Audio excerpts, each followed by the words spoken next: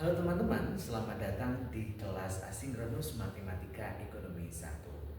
Pada kesempatan kali ini saya akan menjelaskan kepada Anda aplikasi turunan fungsi aljabar pada ekonomi mikro dan makro. Pertama-tama saya ingin mereview kembali terkait pemahaman Anda tentang perilaku produsen. Mari saya lihat terlebih dahulu pemahaman Anda pembahasan tentang perilaku produsen. Dalam perilaku produsen, sebetulnya kita telah membicarakan 3 aspek. Aspek pertama adalah apa itu yang kita sebut sebagai cara produsen memproduksi barang, yang kemudian memunculkan pertanyaan apa barang yang akan diproduksi itu.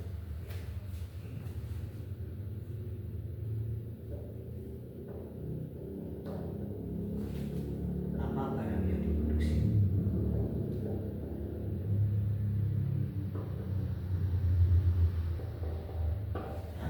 Kemudian yang kedua, membicarakan tentang bagaimana kita memproduksi barang itu. Apakah kita akan melibatkan input-input tertentu dan dengan biaya tertentu kan? Jadi di sini membicarakan tentang akan dipengaruhi oleh capital dan labor, gitu ya. Yang pertama, dan yang kedua adalah kalau misalnya kita dihadapkan pada biaya, yaitu biaya variabel ditambah biaya tetap seperti ini. Nah, Anda ingat dulu konsep ini. Kemudian konsep inilah yang kemudian merujuk kepada bagaimana barang itu diproduksi.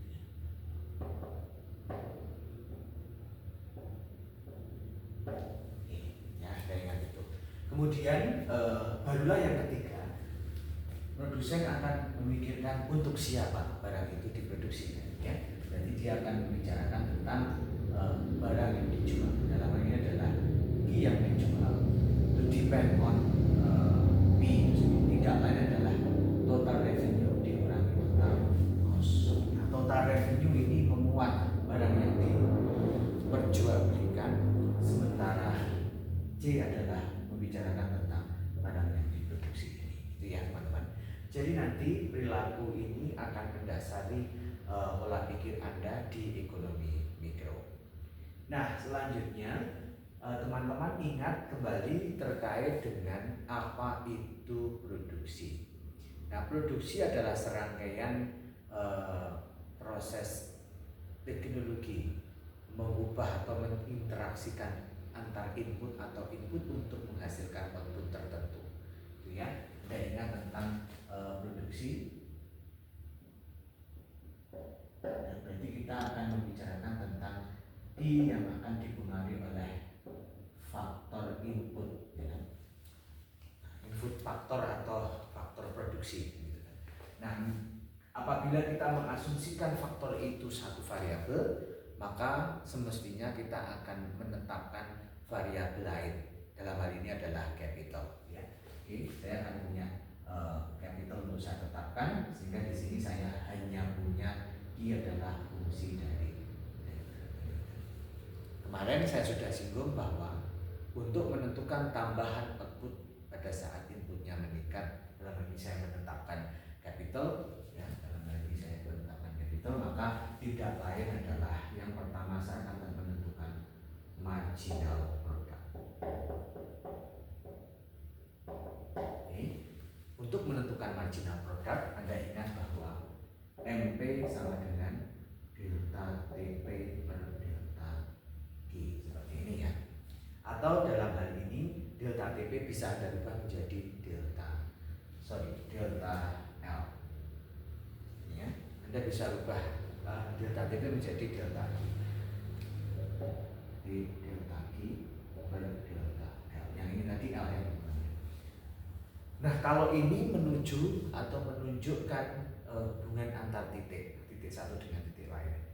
Jika sekarang kita melibatkan garis, maka kita tidak bisa menentukan deltanya, melainkan kita akan menentukan D-nya. Bisa menentukan delta bila kita memiliki titik. Oleh karena itu MP kemudian berubah menjadi DG per di mana Q adalah fungsi produksinya dan L adalah inputnya. Artinya MP adalah turunan daripada P. Kalau saya boleh tulis ulang di sini berarti TP aksen sama dengan DQ per DL seperti ini. Itu ya teman-teman. Oke. Nah, sementara yang kedua itu kita memiliki kontribusi masing-masing inputnya atau yang kemudian kita sebut sebagai average product. Nah, average product atau kemudian kita sebut sebagai AP itu sama dengan TP dibagi dengan TP dibagi dengan L, atau dalam tanda kutip kita bisa ubah menjadi Q per L seperti ini. Itu ya teman-teman ya untuk average product. Nah, oke, saya akan lanjutkan ke latihan soal. Pertama-tama kita punya soal sebagai berikut, misalnya soalnya adalah I sama dengan L pangkat 4 ya, L pangkat 4 min 4L pangkat 3 min 8L kuadrat kemudian plus 48L plus 50 seperti ini. Oke. Nah, diminta Anda untuk menentukan yang pertama adalah MP dan AP-nya. MP kata kuncinya berarti marginal product, gitu ya. Marginal product, dan AP-nya adalah average product. Ya, marginal product dan average product. Oke, saya tentukan dulu yang pertama. Diketahui Q-nya itu sama dengan L pangkat 4 min 4L pangkat 3 min 8L pangkat 2 plus 48L plus 50 seperti ini. Oke, nah selanjutnya kita bisa tentukan nilai MP-nya, tidak lain adalah dQ per DL seperti ini. Berarti kita turunkan MP-nya sama dengan turunan dari ini adalah 4L pangkat 3 min 12L pangkat 2 min 16L plus 48. Ya, nah ini adalah fungsi MP-nya. Kemudian yang kedua adalah Anda diminta untuk menentukan AP-nya. AP tidak lain adalah Q dibagi dengan L, kan? Q dibagi dengan L berarti AP-nya adalah Q-nya tulis ulang 4L.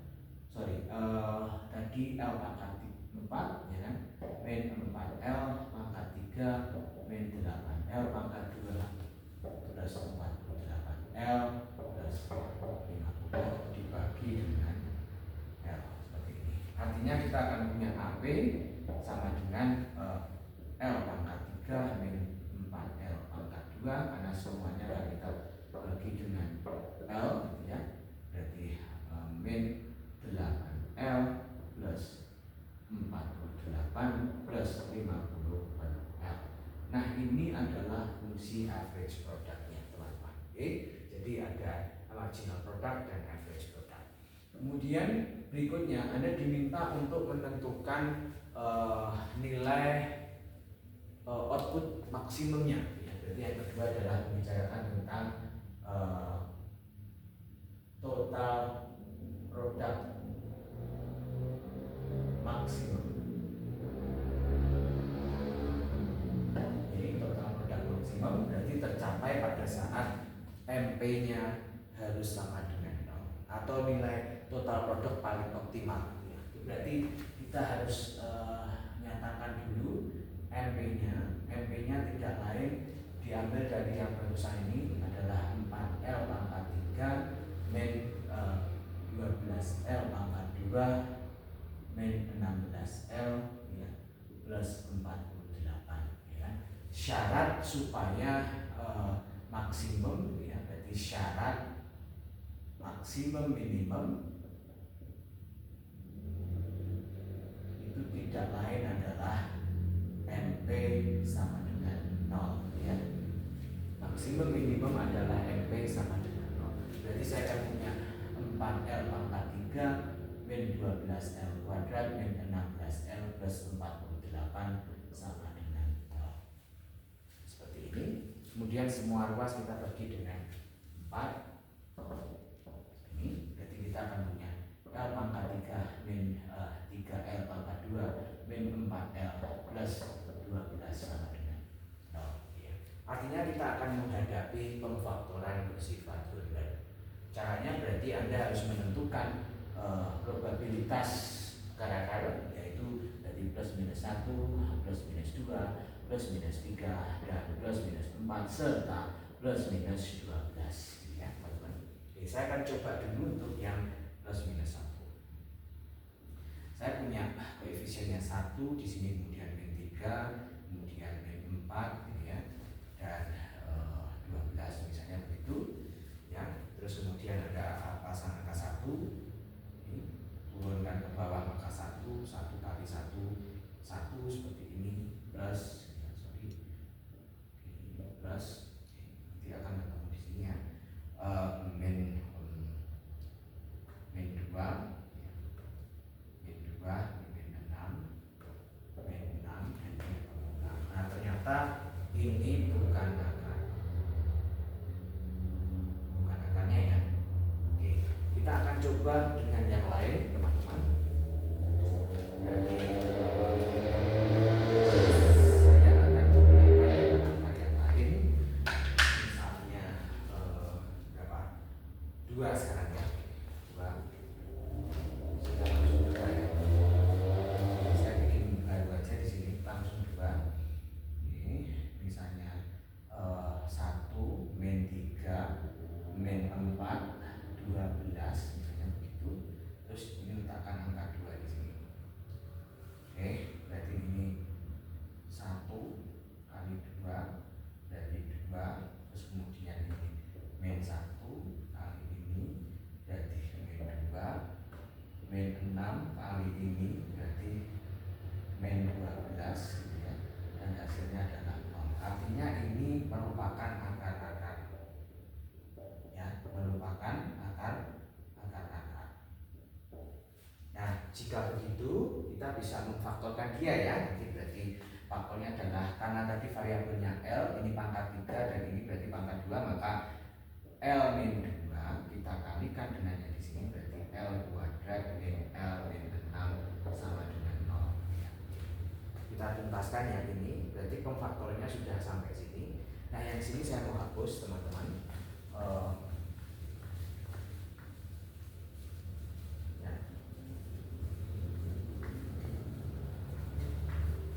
Ini berarti saya masih punya L min 2 dan L kuadrat min L min 6 sama dengan 0 seperti ini kan? Nah berarti saya akan memfaktorkan untuk yang luas ini, berarti L min 2 kemudian kita faktorkan yang di sini sama dengan 0, faktor dari 6 supaya menghasilkan min 1. Berarti kita akan punya min 3 dan 2 ya. Kira-kira begitu ya teman-teman ya. Jadi di sini kita punya L min 3, L plus 2 seperti ini. Oke. Nah, kemudian kita keluarkan akar-akarnya L sama dengan 2 atau L sama dengan 3 atau L sama dengan min 2. Nah, yang min 2 ini tidak memenuhi karena dia kemudian tidak sesuai dengan kaidah ini, karena kita menggunakan kaidah positif ya dalam menggunakan apapun itu bentuknya. Nah, tetapi untuk tetap membiarkan dia ada di dalam garis bilangan, maka teman-teman masukkan saja di garis bilangan ini min 2, kemudian 2 dan kemudian min 3. Nah, ini belakangnya penuh ya ini ya. Depannya ini positif ini ya, positif kali positif maka positif ya kan, plus min seperti ini. Nah, ini kita cut off ya, nanti tujuannya adalah berarti ini yang negatif input.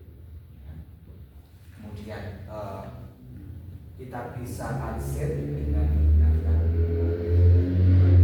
naik, kemudian turun, kemudian naik lagi. Berarti kita akan menemukan nilai maksimum di sini, maksimum, dan kita mendapatkan nilai minimum di sini tanpa menguji dengan menggunakan metode turunan kedua. Ya. Jadi saya akan mengambil angka ini karena dia menyebabkan outputnya maksimum. Berarti kita akan masukin angka kedua, substitusi. Yang ini tadi uji garis bilangan. Oke, garis bilangan ya. Kemudian substitusi L sama dengan 2 ke G yang sebelumnya. Berarti kita akan punya Q sama dengan berapa tadi Q-nya? Q-nya saya lupa Q-nya tadi. Saya coba cek ulang nilai Q-nya. Ya. Q-nya adalah L pangkat 4 ya. L pangkat 4 min 4 L pangkat 3 min 8L kuadrat plus 48L plus 50. Jadi kita substitusikan nilainya, berarti Q pada saat L sama dengan 2. Kita punya 2 pangkat 4 min 4 kali 2 pangkat 3 min 8 kali 2 pangkat 2 plus 48 kali 2 plus 50 ya. Jadi saya punya Q-nya sama dengan berapa ini, 16 min 8 kali 4 32 min 32 lagi ya, plus 48 kali 2 plus 50 ya. Kita hitung dulu ini sama ini ya kan. Oh ya, di sini ada komponen yang berpotensi menyebabkan 48 berkurang. Mana itu kira-kira? Ini sama ini ya, 48 ya. Sorry. Ini sama ini itu min 16 ya. Sama ini berarti 48, berarti 48 yang tinggal 1 berarti 48 tambah 50 sama dengan 98. Artinya nilai L sama dengan 2 akan menyebabkan outputnya maksimum. Nah, misalnya ada pertanyaan lagi, Anda diminta untuk menentukan berapakah average product maksimumnya. Berarti kalau average product maksimum, berarti Anda akan melibatkan fungsi AP-nya. Gitu kan. Misalnya ada soal berikutnya terkait dengan average product maksimum. Ya, misalnya ada soal nomor 3 adalah tentukan AP maksimum.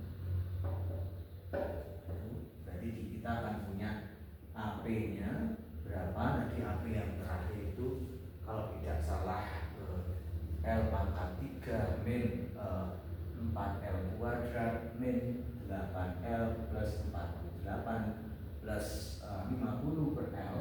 Nah, kita turunkan.